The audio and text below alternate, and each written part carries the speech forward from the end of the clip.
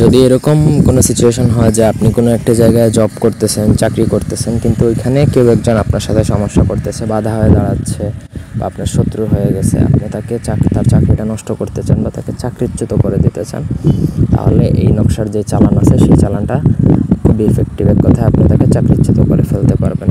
তবে অন্যায়ভাবে এটা প্রয়োগ করতে যাবেন না। পুরো ভিডিওটা না টেনে শেষ পর্যন্ত দেখুন।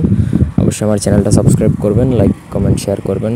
ব্যক্তিগত যে কোনো কাজের জন্য স্ক্রিনে দেওয়া নাম্বার আছে, হোয়াটসঅ্যাপে বা ফোনে যোগাযোগ করে বিদেশ থেকে বা দেশে থেকে যে কোনো কাজ করাতে পারবেন আমাদেরকে দিয়ে। স্ক্রিনে দেখুন টোটাল 20টা ঘরের একটা নকশা দেওয়া আছে, এটা দিয়েই মূলত কাজ করতে হবে। আমি স্ক্রিনে লিখে দিয়েছি। এই নকশাটা আপনাকে প্রথমত যে কোনো শনি বা মঙ্গলবার দিনে পেঁচার রক্ত দ্বারা লিখতে হবে। আর পেঁচার রক্ত কালেক্ট করা একটু কষ্ট, যদি পেঁচার রক্ত কালেক্ট করতে না পারেন তাহলে কামসিঁদুর দ্বারা লিখতে হবে। কামসিঁদুরেরও ভালো প্রাইস, পেঁচার রক্ত অ্যারেঞ্জ করাটাও একটু ডিফিকাল্ট। যদি না পারেন আমাদের সাথে যোগাযোগ করতে পারেন। তো এই দুইটা জিনিসের যে কোনো একটা জিনিস দ্বারা এই নকশাটা লিখতে হবে।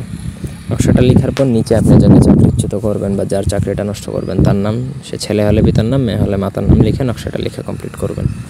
কমপ্লিট হয়ে গেলে নকশাটা নিজে একা নির্জনে লিখবেন, কাউকে বলা যাবে না বা এই ধরনের কারোর কোনো জানানো যাবে না বা হেল্প নেওয়া যাবে না। তারপর নকশা রেডি হওয়ার পরে একটা মাদুলিতে ভরবেন, ভালো করে মুখটা বন্ধ করে।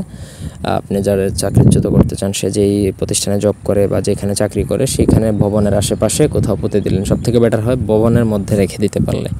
বেশ, ওই ভবনে সে আর চাকরি করতে পারবে না, সোজা কথা চালান লেগে যাবে, সে ওখান থেকে চাকরিচ্যুত হবেই হবে। ঠিক আছে? তবে অন্যায়ভাবে কারো চাকরি নষ্ট করা টোটালি একটা খারাপ বা গুনার কাজ।